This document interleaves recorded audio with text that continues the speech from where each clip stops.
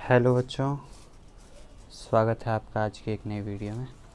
इस वीडियो में हम लोग कवर करने जा रहे हैं क्लास 11th का एक चैप्टर है और ये भी कह सकते हो सबसे इम्पॉर्टेंट चैप्टर है। इसके बिना मीन्स ऐसे समझ लो ये बेसिक चैप्टर है, इसके बिना कोई भी चैप्टर अनकम्प्लीट है। ठीक है, तो इस चैप्टर का नाम है cell the unit of life.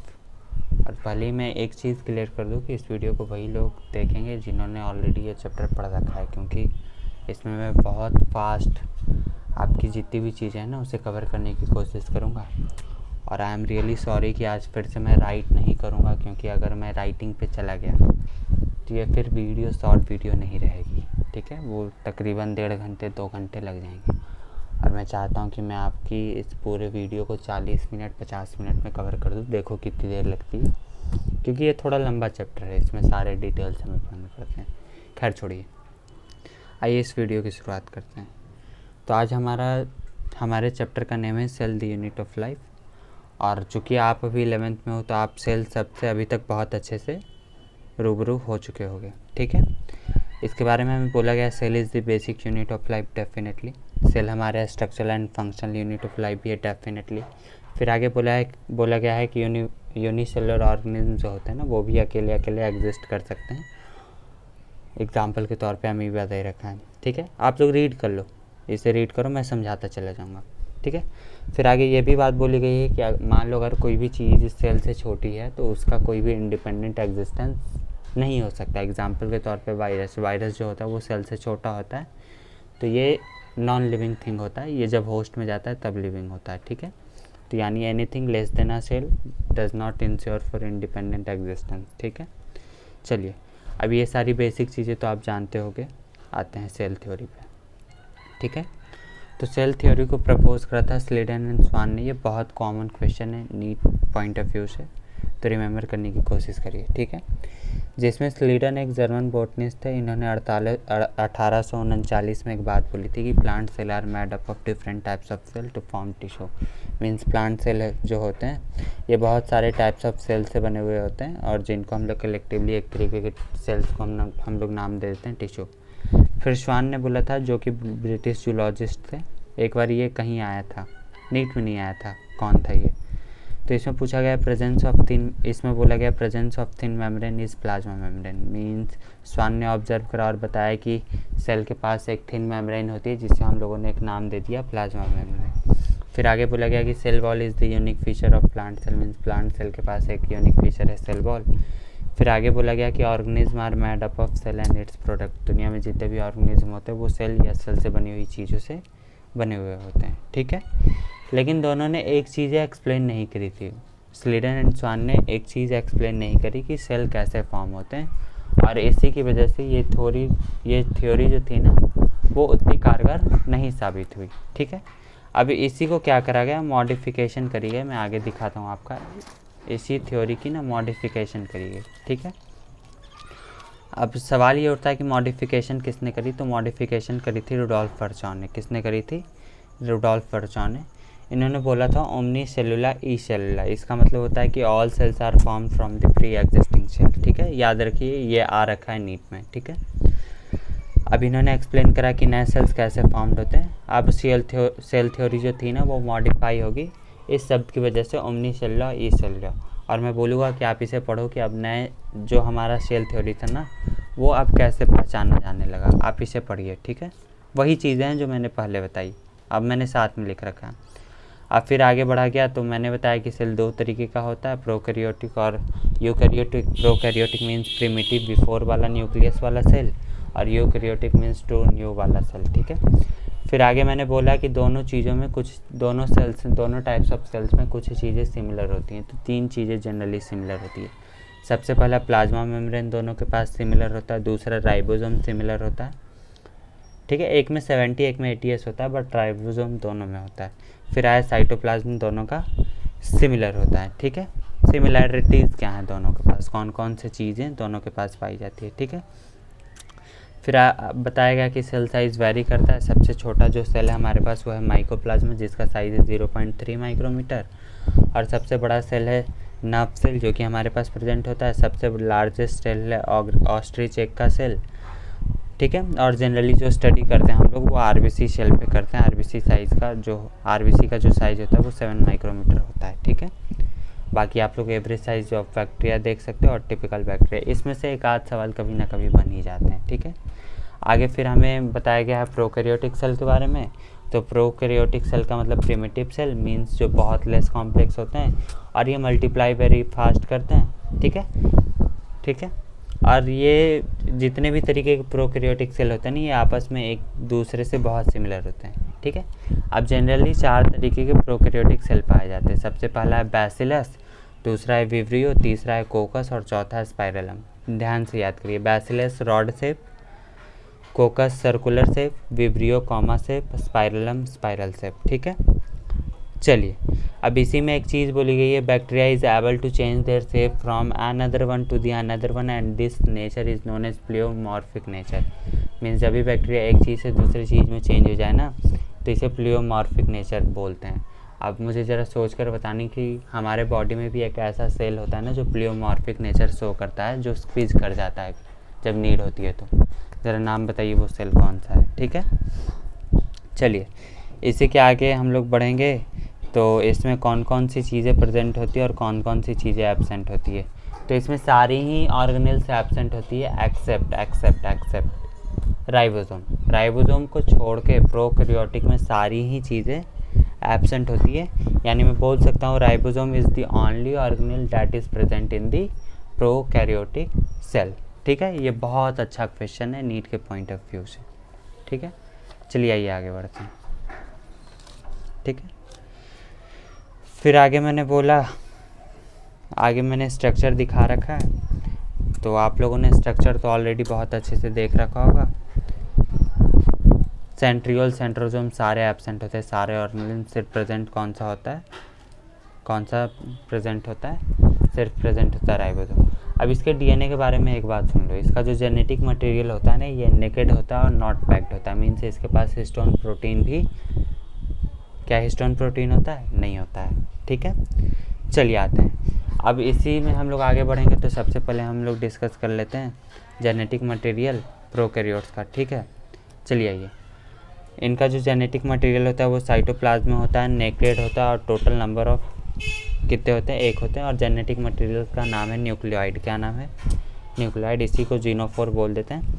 ये जो होता है ये डबल स्टैंडर्ड होता है, सर्कुलर डीएनए होता है और यही मेन जीनोमिक डीएनए है। इसके अलावा इसके पास एक एक्स्ट्रा क्रोमोसोमल डीएनए भी कभी कभी पाया जाता है जिसका नाम है प्लाज्मिड। क्या नाम है? प्लाज्मिड। इसके बारे में 2-3 पॉइंट है कि ये unique phenotypic character like resistance to antibiotic provide करता है। ये क्या प्रोवाइड करता है? 1-2 एक्स्ट्रा कैरेक्टर प्रोवाइड करता है। अब ये जो प्लाज्मिड है ये भी सर्कुलर डबल स्टैंडर्ड डीएनए है, ठीक है। आप लोग पढ़ सकते हो खुद से भी।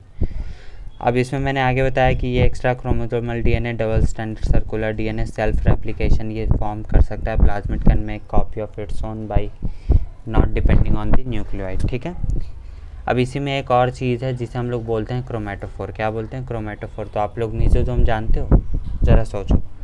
अब जब वही मीजोजोम पे हम लोग पिगमेंट लगा देते हैं ना, तो उसी को एक नाम दे देते हैं क्रोमेटोफोर। ये हेल्प करता है फोटोसिंथेसिस में और ये प्रेजेंट होता है साइनोबैक्टीरिया, और साइनोबैक्टीरिया 2 है, नॉस्टोक और एनाबिना। इसे याद कर लिए, बहुत इंपॉर्टेंट है। कहाँ कहाँ पाया जाता है? क्रोमेटोफोर, ठीक है। और क्रोमेटोफोर होता क्या है? पिछले बार ही शायद आया था, if I am not wrong, ठीक है। चलिए आइए आगे बढ़ते हैं।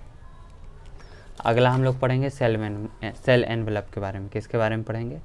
सेल एनवेलप के बारे में, ठीक है। आप लोग खुद से भी देख सकते हो और बाकी मैं इसका PDF डाल दूंगा टेलीग्राम पे, आप लोग जा करके देख लेना, खुद से रीड करना, ठीक है। चलिए, अब यही हम लोग सेल एनवेलप देख लेते हैं और इसके मॉडिफिकेशन देख लेते हैं। तो सेल एनवेलप में टोटल आई थिंक 4 चीज़ें इंक्लूडेड होती है। आइए देखते हैं। सबसे आउटर लेयर होती है ग्लाइकोकेलिक्स। क्या होती है? ग्लाइकोकेलिक्स, ठीक है। तो ये आउटर मोस्ट कवरिंग होती है, प्रोटेक्शन प्रोवाइड करती है। इसके पास एडेशन यानी चिपकने नाम की प्रॉपर्टी पाई जाती है। ये बना हुआ होता है म्यूकस और प्लस पॉलीसैकेराइड का, ठीक है। पॉलीसैकेराइड पता है हम लोगों को, टाइप ऑफ कार्बोहाइड्रेट है, सबको पता है। ये जनरली 2 चीज़ें होती है, 2 तरीके से पाया जाता है। एक होता है स्लिम लेयर और दूसरा होता है कैप्सूल। जो स्लिम लेयर होता है वो बहुत लूज होता है और ये प्रिवेंट करता है वाटर लॉस को और न्यूट्रिएंट लॉस को, ठीक है। चलिए, दूसरा है कैप्सूल। ये हार्ड कवरिंग होता है, टफ कवरिंग होता है, ठीक है, होता है, ठीक है, टफ होता है, ठीक होता है। इसी में आगे लिख रखा है कि ये बैक्टीरिया को बचाता है होस्ट इम्यून सिस्टम से। किस चीज़ से बचाता है? होस्ट इम्यून सिस्टम से। इसी के आगे मैंने लिख रखा है कि ये sticky and gummy character provide करता है और ये बचाता है, ये करता है इन्फेक्शन। क्या करता है? इन्फेक्शन। ठीक है। अगला है हमारे पास सेल वॉल। क्या है? Cell wall. सेल इनवेलप में अगला है हमारे पास सेल वॉल। ये जो होता है ये आउटर टू सेल मेम्ब्रेन होता है, सभी को पता है। ठीक है। ये सेफ प्रोवाइड करता है, ये प्रोटेक्शन करता है। किस चीज़ से प्रोटेक्शन करता है? बस्टिंग से, कोलैप्सिंग से। ठीक है।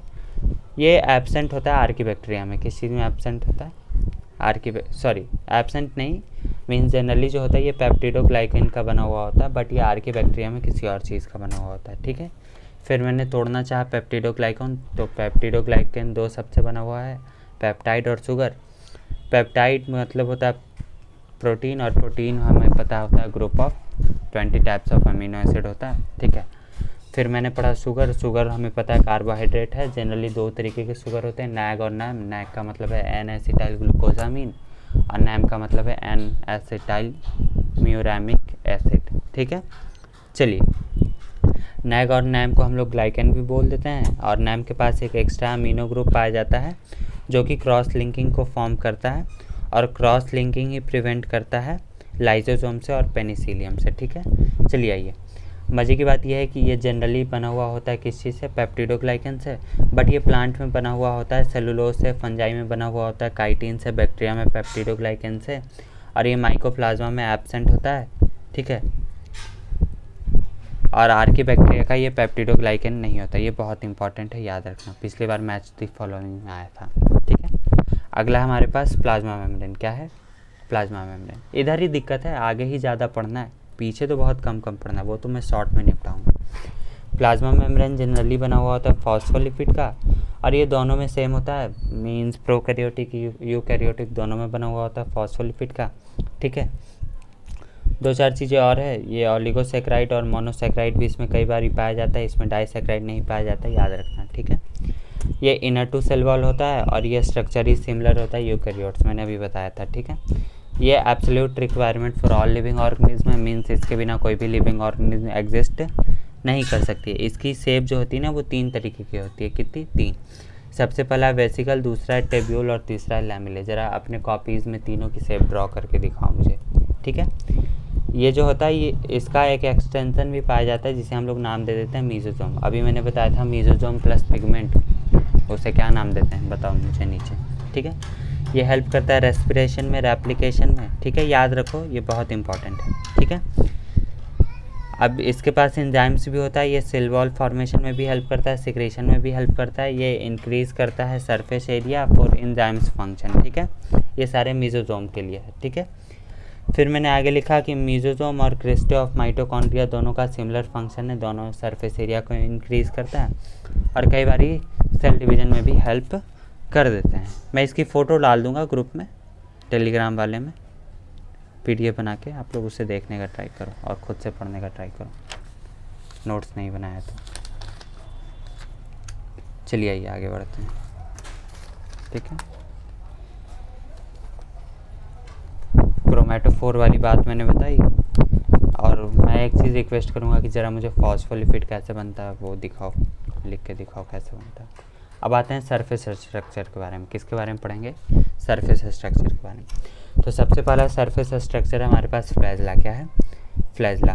तो ये फ्लैजला जो होता है ये मोटिलिटी में हेल्प करता है, ये बना हुआ होता है फ्लैजलिन प्रोटीन का। ठीक है। ये हेलिकली अरेंज्ड होता है प्रोटीन मॉलिक्यूल के फॉर्म में, एंड ये एक्सटेंशन होता है सेल वॉल का। किस चीज़ का एक्सटेंशन होता है? सेल वॉल का।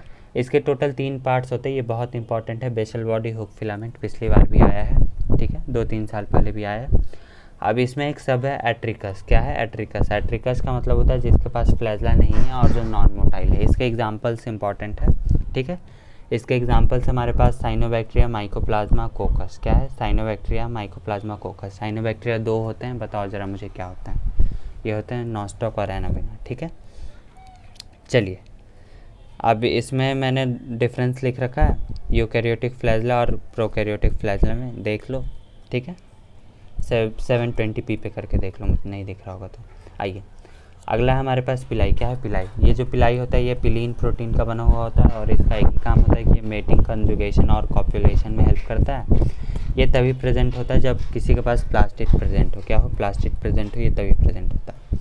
अगला हमारे पास फेमरी है। ये फेमरी जो होता है ये हेल्प करता है रॉक, होस्ट या टिश्यू में अटैच करने के लिए। ये ब्रिसल लाइक का स्ट्रक्चर होता है, मीन्स धागे लाइक, और ये बहुत ज़्यादा क्वांटिटी में पाया जाता है।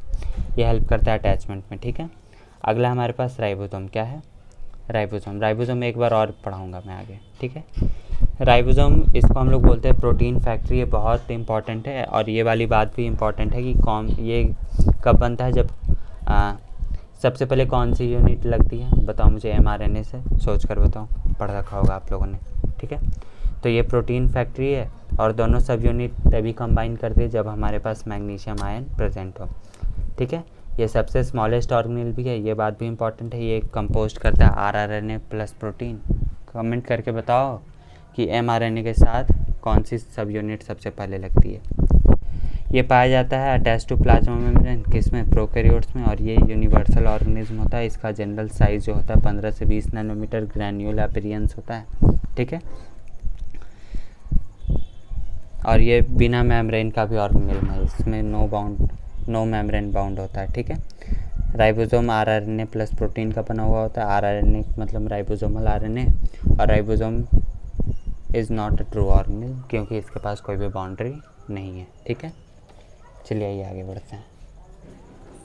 ये बस ये वाला चार्ट देख लो, ये इम्पॉर्टेंट है। इसी में एक और अगला हमें पढ़ना है इंक्लूजन बॉडीज़ के बारे में। ठीक है। ये स्टोरेज स्ट्रक्चर होता है, ये विदाउट मेम्ब्रेन होता है और कई बार ये इनसॉल्युबल फॉर्म में भी पाया जाता है। ये इसका जनरल काम होता है कि रिजर्व मटेरियल को अपने पास रखता है इंक्लूजन बॉडीज़ के फॉर्म में। ठीक है। इसका एग्जांपल हमारे पास phosphate granule, gas vacuole, cyanophycin granule, glycogen granule. ठीक है। अब एक एक्सेप्शन देख लो गैस वैक्यूल का, जिसमें मेम्ब्रेन होता है। जनरली ये तो विदाउट मेम्ब्रेन होते हैं, बट मेम्ब्रेन वाले एक्सेप्शन है 3। क्या क्या नाम है? साइनोबैक्टीरिया, 2 नॉस्टोकैनाबिना, दूसरा green sulphur bacteria, purple sulphur bacteria. ठीक है। चलिए, अब फिर मैंने बताया कि राइबोसोम जो होता है वो 2 तरीके का होता है, 70S और 80S। ठीक है। तो 70S की 2 सब यूनिट होती है, 30S और 50S। एस का मतलब ज़रा मुझे बताओ, पिछली बार आया था, स्वेडबर्ग यूनिट होता है। क्या होता है? Svedberg unit. ये इनडायरेक्टली साइज़ को मेज़र करता है। किस चीज़ से? किस चीज़ को मेज़र करता है? साइज़ को। ठीक है। अब इसमें बस एक चीज़ यही इंपॉर्टेंट है, ग्राम स्टेनिंग क्या होती है। इसे डेवलप करा था क्रिश्चियन ग्राम ने। क्या क्या करा था? सबसे पहले एक पेट्री प्लेट ली, उसमें सेल्स के पार्ट्स के रखे, उस पर उन्होंने लगाया क्रिस्टा वायलेट स्टेन। ये ज़्यादा इंपॉर्टेंट नहीं है। फिर उस पर एसीटोन की डी स्टेनिंग कर दी, तो कई सारे ने वायलेट स्टेन जो था ना वो रिटेन करके रखा। तो जिन्होंने रिटेन करके रखा उसे हम लोगों ने नाम दे दिया ग्राम पॉजिटिव, और जिन्होंने नहीं करा उसका नाम दे दिया ग्राम नेगेटिव। ठीक है। अब ये सारी कुछ प्रॉपर्टी है 720p पे करके देखो। ठीक है। ये सब देखो। चलिए आइए आगे बढ़ते हैं। बहुत बहुत लंबा चैप्टर है ये। अभी पता है जितना पढ़ाया है ना उतना ही बचा हुआ है, बहुत बचा हुआ है अभी। ठीक है। मैं ट्राई करता हूँ 40 मिनट में हो जाए। फिर आया यूकैरियोटिक सेल के बारे में, मैं दिखा देता हूँ। ये सब आपको पता होगा कि यूकैरियोटिक कंपार्टमेंट में होता है। ये सारा देख लो कि कब बोलते हैं प्रोटोप्लास्ट, कब बोलते हैं प्रोटोप्लाज्म, कब बोलते हैं साइटोप्लाज्म, कब बोलते हैं सिस्टोल। ये सारा आप देख लो। ठीक है। हम लोग बस फिर से पढ़ने जा रहे हैं प्लाज्मा मेम्ब्रेन के बारे में। किसके बारे में? प्लाज्मा मेम्ब्रेन के बारे में। ये एक लिविंग स्ट्रक्चर होता है। ये मेनली बना हुआ होता है फॉस्फोलिपिड के, और ये डेड सेल में एब्सेंट होता है। किस किस में एब्सेंट होता है? Generally tracheids, vessels and fibre में ये जनरली एब्सेंट होता है। ठीक है। ये सारे लिविंग ऑर्गेनिज्म में प्रेजेंट होता है। ठीक है। ये 2 चीज़ से जनरली बना हुआ होता है, लिपिड एंड प्रोटीन से। लिपिड और प्रोटीन का रेशियो याद कर लो 52:40 इंपॉर्टेंट है। ठीक है। कई बार ये आपके स्कूल एग्जाम में भी पूछ लेगा। ठीक है। मैंने बोला कि हम लोग को स्टडी करनी होती है तो आरबीसी पे करते हैं, तो इन्होंने आरबीसी पे करी थी। अब रीज़न पढ़ लो क्या लिख रखा है मैंने। ठीक है। फॉस्फोलिपिड, यही सारी बात है। Plasma membrane also contain cholesterol and sugar. ये सारी चीज़ें आप मेरे नोट से भी देखो, ये सारी चीज़ें आप देखो, ठीक है। डिस्कस करनी ही होती तो मैं कर लेता हूँ, मैं चाहता हूँ आप लोग खुद से भी देखो क्या लिख रखा है। चलिए आइए आगे बढ़ते हैं। अब क्या हुआ कि मॉडल अपीयर करी गई कि आखिर मेम्ब्रेन कैसा दिखता है। तो उसके लिए टोटल 3 मॉडल्स हैं। सबसे पहला मॉडल है डैनियल डेविल्सन का मॉडल, फिर है रॉबर्टसन मॉडल और तीसरा है सिंगल एंड निकल्सन का मॉडल। इसने प्रपोज करा था 1972 में। किसने? 1972 में। हमें पढ़ना है बस सिंगर एंड निकल्सन मॉडल, ठीक है। ये हमें बताता है मेम्ब्रेन का स्ट्रक्चर के बारे में, ठीक है। इसके मॉडल को हम लोग एक नाम दे देते हैं फ्लूइड मोज़ाइक मॉडल। क्या नाम दे देते हैं? Fluid mosaic model. अभी मैं बोल रहा हूँ, इसे पढ़ो, पॉज करो, पढ़ो, इससे ज़्यादा नहीं है आपके एग्ज़ाम में, ठीक है। पढ़िए। आइए, 2 तरीके की प्रोटीन होती है, पेरिफेरल एक्सट्रिंसिक उसे ही बोलते हैं, और इंट्रिंसिक प्रोटीन, ठीक है। पेरिफेरल में आता है F1 और इंट्रिंसिक में आता है F0। ऐसे याद कर लो, इंट्रिंसिक F0 और एक्सट्रिंसिक F1, ठीक है। इंट्रिंसिक भी 2 होता है, पार्शियली होता है, टोटली होता है। अब टोटली में हम लोग 2 रखते हैं, कैरियर रखते हैं और टनल रखते हैं। फिर मैं आगे दिखाऊंगा कि बल्क ट्रांसपोर्ट 2 तरीके से होता है। मैं बोलूँगा, आप लोग इसे पढ़िए, ठीक है, खुद से पढ़िए। अब फिर मैंने आगे लिख रखा है कि plasma membrane are fluid in nature help in, देख लो, काम देख लो। ये वाला स्ट्रक्चर याद रखना, ये इंपॉर्टेंट है, पूछा गया है कई बार, ठीक है। अब इसमें 2-4 शब्द बहुत अच्छे से समझ लो। देख लो, जब भी प्लाज्मा मेम्ब्रेन से गैस पास करेगा तो उसे हम लोग नाम दे देते हैं डिफ्यूजन। क्या नाम दे देते हैं? डिफ्यूजन, ठीक है। और H2O के डिफ्यूजन को हम लोग एक और शब्द से बोलते हैं ऑस्मोसिस। क्या बोल देते हैं? ऑस्मोसिस। अब ध्यान से सुनो, जब भी चैनल से पास करता है ना तो उसे हम लोग एक नाम देते हैं फैसिलिटेड डिफ्यूजन। क्या नाम देते हैं? Facilitated diffusion. ये भी एक्टिव ट्रांसपोर्ट नहीं है। ज़रा मुझे सोच कर बताओ, क्या ये एक्टिव ट्रांसपोर्ट है? बताओ मुझे, सोच कर बताना। अब इसी में 2 का काम मैं दिखाता हूँ, एक है चैनल, दूसरा काम। देखो, चैनल का काम होता है हायर कंसंट्रेशन से लोअर कंसंट्रेशन। तो ज़रा मुझे बताओ कि आप अगर according to concentration gradient move करोगे तो क्या आपको एनर्जी चाहिए? नहीं चाहिए। लेकिन पंप का काम होता है ये लोअर कंसंट्रेशन से हायर कंसंट्रेशन भेजता है, यानी इसको एनर्जी चाहिए, ठीक है। मैं नोट्स भेज दूंगा, आप लोग वहाँ से भी पढ़ सकते हो। अगला हमारे पास सेल वॉल। क्या है? Cell wall. ये जनरली प्लांट में बना हुआ होता है cellulose, hemicellulose, pectins and proteins का, ठीक है। ये नॉन लिविंग स्ट्रक्चर होता है। इसके पास पोर होते हैं जो कि मैक्रोमोलिक्यूल को एंटर करने के लिए हेल्प करते हैं, ठीक है। इसकी आउटर मोस्ट कवरिंग होती है, ये आउटर मोस्ट कवरिंग होता है। ये सेफ प्रोवाइड करता है, प्रोटेक्शन प्रोवाइड करता है, बैरियर प्रोवाइड करता है। ये परमिएबल होता है कई चीज़ों के लिए, ठीक है। ये रिजिड नेचर का होता है, ये नॉन लिविंग होता है, और ये सेल से सेल इंटरेक्ट करने में भी हेल्प करता है। जो एल्गी का सेल वॉल होता है ये बना हुआ होता है ग्लैक्टन्स, मनान्स एंड सॉल्ट। इंपॉर्टेंट है, सॉल्ट में भी कौन सा? कैल्शियम वाला CaCO3, ठीक है।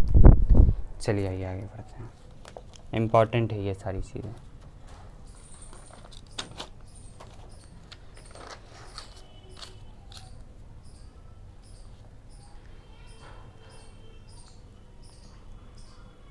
अब मैं आता हूँ कि कौन कौन सी लेयर्स होती हैं प्रोटेक्ट करने के लिए। तो सबसे पहला लेयर है हमारे पास मिडिल लैमेला। कौन सा लेयर है? मिडिल लैमेला, ठीक है। ये 2 नेबर सेल को अटैच करता है, ठीक है। आगे लिख रखा है during food ripening middle lamella gets dissolve, ठीक है। Thin sticky structure glue for neighbouring cell work like cementing layer because cement like layer this is amorphous help in softening of fruit. ये बना हुआ होता है कैल्शियम प्लस पैक्टेट का, ठीक है। आइए आगे बढ़ते हैं। अगला लेयर है हमारे पास प्राइमरी सेल वॉल। क्या है? Primary wall. ये सिंगल लेयर होती है, थिन होती है, इलास्टिक होती है, ये यंग प्लांट सेल में पाई जाती है, और ये कई बारी डिमिनिश हो जाती है कुछ दिनों के बाद जब प्लांट बड़ा होने लगता है, ठीक है, मैच्योर होने लगता है। ये पैरेन्काइमेट्रस होता है, ये मेरिस्टेमेटिक भी होता है। ये जो होता है ये सेल मेम्ब्रेन के बाहर पाया जाता है, इसे ध्यान रखना, ठीक है। ये कहाँ पाया जाएगा? सेल मेम्ब्रेन के बाहर। अगला लेयर है हमारे पास सेकेंडरी सेल वॉल। क्या है? सेकेंडरी सेल वॉल, ठीक है। तो जब भी सेकेंडरी सेल वॉल आता है ना तो प्राइमरी सेल वॉल गायब हो जाता है। इसी में एक शब्द पढ़ना है पिट्स। पिट्स का मतलब होता है जहाँ पे सेकेंडरी सेल वॉल एब्सेंट हो। क्या? एब्सेंट हो, ठीक है। ये सेल को हार्ड बनाता है, थिक होता है, इलास्टिसिटी कम करता है। ये मैच्योर सेल में पाया जाता है। ये कॉलेनकाइमस होता है और ये स्क्लेरेनकाइमस होता है, ठीक है। ये बना हुआ होता है पैक्टिन और लिग्निन का, जिसमें श्यूबरिन और वैक्स पाया जाता है। ये ग्रो नहीं करता है बिटवीन सेल में, ये ग्रो नहीं करता। और ये पाया जाता है कहाँ, किसके किसके बीच पाया जाता है, cell membrane and primary cell wall के बीच में पाया जाता है। यानी सबसे आउटर मोस्ट लेयर कौन सी है, कौन सी आउटर मोस्ट लेयर, सोच कर बताओ। ठीक है, आगे हमारे पास लिग्निन प्रेजेंट होता है डेड सेल में, जैसे कि स्क्लेरेनकाइमा। और फिर आगे हमें एक शब्द पढ़ना है प्लाज्मोडेस्माटा। क्या पढ़ना है, प्लाज्मोडेस्माटा। ठीक है, ये डिवाइडिंग सेल में ज़्यादा पाया जाता है। एग्जाम्पल के तौर पे होता है किस में पाया जाता है, मेरिस्टेमेटिक सेल में। ठीक है, ये एपिडर्मल सेल होता है। It connect cytoplasm to the adjacent cell, ये साइटोप्लाज्म ऑफ एडजेसेंट सेल को अटैच करता है। They create a system between two cell for transferring things called symplast system. It is lined by the plasma membrane. ठीक है, अगला है हमारे पास endomembrane system के बारे में। किसके बारे में पढ़ना है, एंडोमेम्ब्रेन सिस्टम में। तो एंडोमेम्ब्रेन सिस्टम में टोटल 4 चीज़ें हम लोग इंक्लूड करते हैं। ज़रा मुझे नाम बताइएगा, याद कीजिए, पॉज कीजिए, याद कीजिए। चलो मैं नाम बताता हूँ। पहला है ER, दूसरा है गोल्जी बॉडीज़, तीसरा है हमारे पास वैक्यूल्स और चौथा है लाइसोसोम। अच्छे से याद कर लीजिए, ER, Golgi bodies, vacuole, lysosome. ठीक है, चलिए आइए आगे बढ़ते हैं। सबसे पहले हम लोग पढ़ेंगे ER के बारे में। किसके बारे में पढ़ेंगे, ER के बारे में। अब ज़्यादा नहीं बचा है।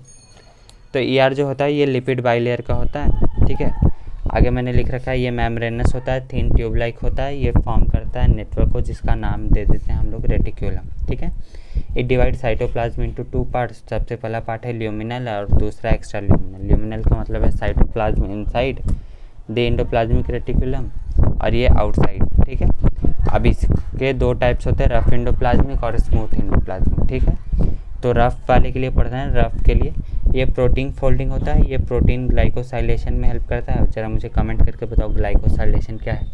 ये cleavage of single peptide also अकर। ठीक है, चलिए आइए आगे बढ़ते हैं। डिफरेंस मैं दिखा दूंगा दोनों में, चिंता मत करिए।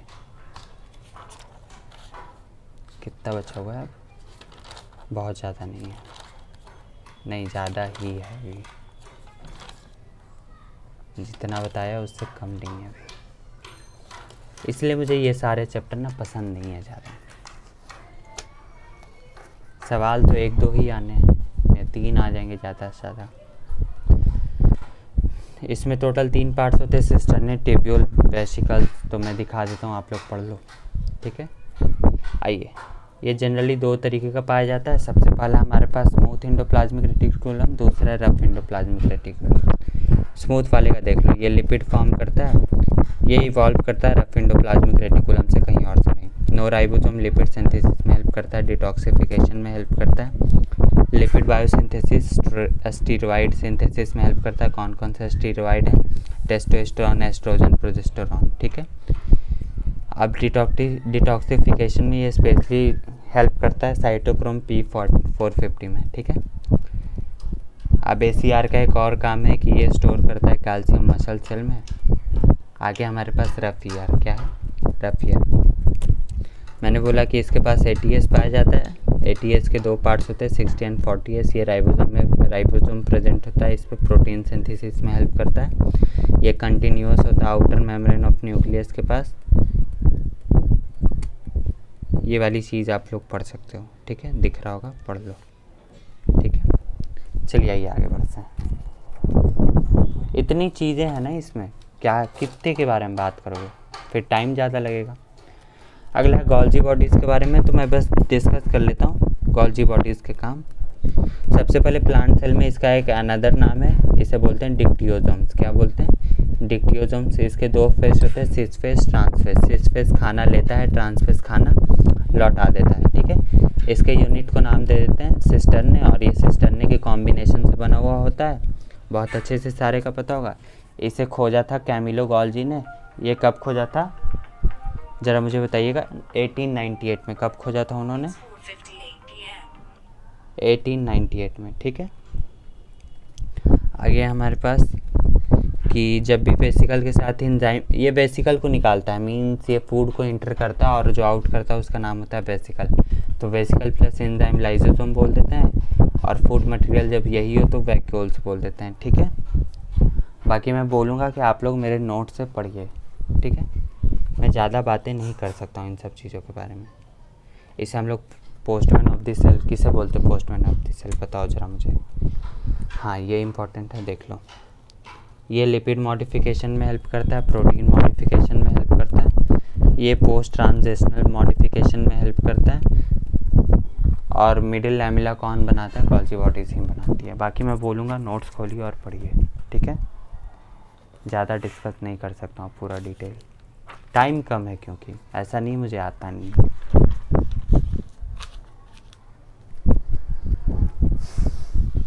अब ये म्यूसिलेज भी बनाता है गोल्गी बॉडीज, जो कि एक ल्यूब्रिकेंट है।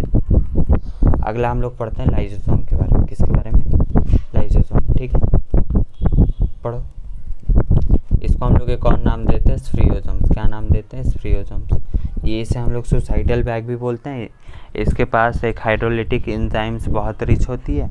ये सिंगल मेम्ब्रेन बाउंड ऑर्गेनेल है, जिसका एसिडिक पीएच होता है 4, कितना? 4, ठीक है। अब देख लो क्या क्या नाम दे देते हैं, ध्यान से देख लो क्या क्या रखता है अपने पास, देख सकते हैं, ठीक है, देख सकते हो। अगला हमारे पास वैक्यूल। क्या है?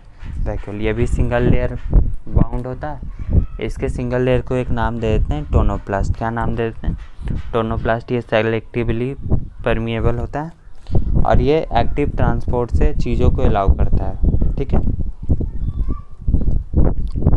अब इसमें भी बहुत सारे तरीके के वैक्यूल होते हैं, 4 होते हैं: food vacuole, contractile vacuole, SAP vacuole and gas vacuole, ठीक है। गैस वैक्यूल मैंने पीछे बताया। फूड वैक्यूल सम प्रोटेस्टा में, जैसे amoeba, outside have lipid bilayer. पढ़ लो, मैं दिखा देता हूँ, पढ़ो, ठीक है। पॉज करिए, पढ़िए। चलिए आइए आगे बढ़ते हैं। अगला देख लेते हैं माइटोकॉन्ड्रिया के बारे में। तो ज़रा मुझे बताओ, इसको किसने डिस्कवर करा था? बेंडा ने डिस्कवर करा था, ठीक है। अब इसके बारे में एक ख़ास बात होती है कि अगर मुझे इसे ऑब्ज़र्व करना है तो हमें इसके लिए क्या करना पड़ेगा? पिगमेंटेशन करनी पड़ेगी, ठीक है। और ये बाइनरी फ्यूजन से डिवाइड करता है। 6th क्लास में पढ़ा होगा बाइनरी फ्यूजन क्या होता है। इसे हम लोग powerhouse of the cell भी बोलते हैं। ये एटीपी प्रोडक्शन में हेल्प करता है। ज़रा मुझे बताओ एटीपी प्रोडक्शन कैसे होता है, ठीक है। 3-4 है ना, क्रेब्स साइकिल है और कौन कौन सा साइकिल है, देख लो। बाकी इसका नंबर वेरी करता है कि उसको कितनी एनर्जी चाहिए। ये डबल मेम्ब्रेन बाउंड होता है, सिलेंड्रिकली शेप होता है। देख लो इस पर क्या क्या होता है: outer layer, inner layer, outer membrane, inner membrane. Oxysome पाया जाता है। ऑक्सीजोम में F0 F1 होता है, पीछे बताया था। इसके पास 70S राइबोसोम होता है। और ये जो अंदर धंसा हुआ स्ट्रक्चर है इसे हम लोग क्रिस्टे बोल देते हैं। मैट्रिक्स है इसके पास और डबल स्टैंडर्ड सर्कुलर डीएनए है। ये इंपॉर्टेंट है, कौन सा डीएनए है। और इसके पास ETS का एंजाइम भी होता है और ये ETS साइकिल भी इसी में होता है, पता होगा आपको, ठीक है। एक सवाल है मेरा, इसका एटीपी फॉर्मेशन जो होता है ना, उस प्रोसेस को क्या नाम दे देते हैं, बताओ, ठीक है। आइए आगे बढ़ते हैं। मैं दिखा रहा हूँ, आप लोग पढ़ सकते हो आगे। सॉरी, मैं इस चैप्टर को उतने डिटेल में नहीं कवर कर सकता हूँ जितना मैं दिखा रहा हूँ, पॉसिबल ही नहीं है। जब मैं पढ़ाऊँगा तो ज़रूर कवर करूँगा। आइए, अगला हमारा प्लास्टिड के बारे में। किसके बारे में? प्लास्टिड के बारे में। चूँकि हमें बहुत अच्छे से पता है कि प्लास्टिड कहाँ पाए जाते हैं। प्लास्टिड जनरली पाए जाते हैं प्लांट सेल में। कहाँ? प्लांट सेल में। ये कई बार यूग्लिनोइड्स में भी पाए जाते हैं, जो कि एक तरीके का प्रोटिस्ट है, ठीक है। चलिए आइए, फिर मैंने बता रखा है कि ये डबल मेम्ब्रेन बाउंड होता है। ये हायर प्लांट्स में पाया जाता है और ये हेल्प करता है स्टोरेज एंड सिंथेसिस में। 3 तरीके का होता है: leucoplast, chromoplast, chloroplast. White colour, ठीक है। और क्रोमोप्लास्ट कौन सा कलर होता है, बताओ ज़रा मुझे। Green, other than green. क्या होता है? Other than green. अगला है क्लोरोप्लास्ट, ये जनरली ग्रीन होता है, ठीक है। मैं दिखा रहा हूँ, बाकी पढ़ो। ये वाला पार्ट इम्पॉर्टेंट है, ठीक है, पढ़िए। आइए आगे बढ़ते हैं, आगे दिखा रहा मैं इसे अभी भी बोलूँगा कि इसका रिवीजन करने का सबसे मस्त उपाय है कि आप लोग एक काम करिए, NCERT खोलिए और उसे पढ़िए। इससे बढ़िया रिवीजन ना तो कहीं से हो सकती है और ना मैं करा सकता हूँ, पॉसिबल ही नहीं है। सेल साइकिल हो सकता था तो उसे मैंने कराया है, उसे अच्छे से कवर करा। ठीक है, आइए अब 2 ही सेमी ऑटोनोमस ऑर्गेनेल होते हैं, ज़रा मुझे नाम बता दीजिएगा कौन कौन से होते हैं। फिर अगला पढ़ना है राइबोसोम के बारे में। ये नॉन मेम्ब्रेनस होता है, स्मॉलेस्ट ऑर्गेनेल है। ये कंटेन करता है राइबोन्यूक्लियोप्रोटीन। ये 2 तरीके का होता है, 70S 80S। बाकी ये वाला देख सकते हो कि कैसे कैसे होता है, मैं दिखा देता हूँ। 720p कर लीजिए और देख लीजिए। ठीक है, आइए आगे बढ़ते हैं। बताया मुझे नीचे कि कौन सी सब यूनिट सबसे पहले अटैच होती है। ठीक है, इसी में है साइटोस्केलेटन। इसमें 3 होते हैं, माइक्रोट्यूब्यूल, माइक्रोफिलामेंट, इंटरमीडिएट फिलामेंट। बाकी मैं दिखा देता हूँ, मैं इसे नहीं बताऊँगा क्योंकि उतना टाइम नहीं है हमारे पास। देख लीजिए। ठीक है, बाकी मैं इसका PDF डाल दूंगा यूट्यूब चैनल पे, सॉरी टेलीग्राम चैनल पे, तो आप लोग देख सकते हो। और मैं अभी भी बोल रहा, आप काम करिए, NCERT खोलिए, उसे पढ़िए। There is no better way to revise something from NCERT। ठीक है, सेंट्रियोल सेंट्रोसोम के बारे में देख सकते हो।